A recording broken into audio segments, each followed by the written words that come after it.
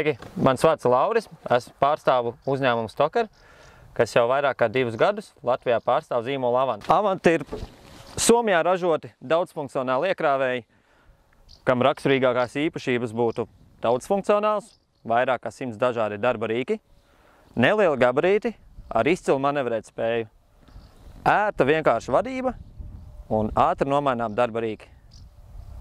Konkrēti mēs šobrīd esam pie modeļa Avant 530, kura frontālajā iekrāvē celtspēja ir 950 kg, celšanas augstums 2,8 metri. Platumā iekrāvējs ir 1,30 m, tātad mierīgi tiek šaurās telpās. Konkrētajā gadījumā tā būtu ferma, kur ir ierobežotas vietas kustībām un braukšanai un strādāšanai. Avant 530 īpaši ar to, ka viņam ir 2 braukšanas ātrumi.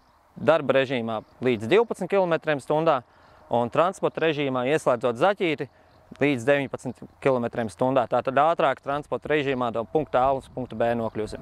Kā jau minēju, Avant iekrāve ir aprīkojumi vairāk kā 100 dažādiem darba rīkiem.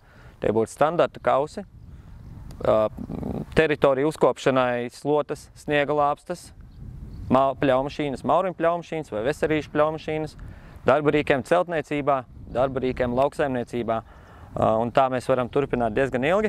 Kas visvairāk priecē mūs Stoker kā uzņēmumu un pārdevējs ir tas, ka saimniecība ir apmierināta ar iegādāto tehniku, iegādātiem darba rīkiem un darbi ir raitāk. Vairāk par ieguvumiem no iegādātās tehnikas izstāstīs saimniecības Jaunmurāni īpašniece Ināra. Sveiki, Ināra! Pastāstiet lūdzu par sevi, par saimniecību. Sveiki!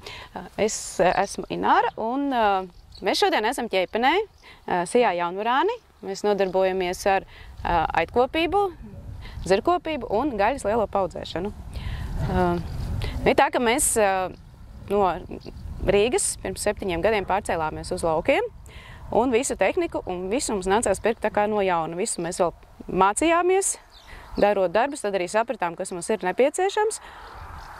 Un šis mazais foršais traktorīs mums ir ļoti, ļoti liels palīgs. Tāpēc, kad ziemā, kad aitas ir fermā, ir tā, ka mēs visu laiku tīrījām ar dakšām fermu. Un tā, ka mēs nopirkām Avantu, šobrīd ir tā, ka mums iztīrīt fermu, tas aizņem 1 dienu. Avants ir ļoti, ļoti manevrēt spējīgs un pat padomju laikos būvētajās šaurajās fermās ar viņu ļoti viegli ir izgrozīties. Un tad mēs izmantojam šo kausu. Un šis ir ļoti labs palīgs ne tikai tīrīšanai, mēs viņu izmantojam arī, lai ievestu sienaruļus. Tāpēc, kad parasti bija tā, ka ar lielo traktoru mēs viņus tā kā pie fermas noliekam, un tad ar rokām ripinājām visu to koridoru cauri, un tagad ir tā, ka mēs varam vienkārši viņu ievest iekšā un nolikt, un tad tas atkrīt smags fizisks darbs. Ļoti laba lieta ir priekš manis, jo man ļoti patīk zirgi, un man ir 12 zirgi, un šī ir fantastiska manta. Mēs viņu līdzinām jāšanas laukumu, un tad ir tā, kad viņš kā nolīdzina, un tad visas bedrītes, viss aizvelkās ciet, un viņš gan izskatās labi, gan viņš arī ilgāku laiku kalpo, jo lietus neizskalo. Lielas bedres no mazām bedrītēm.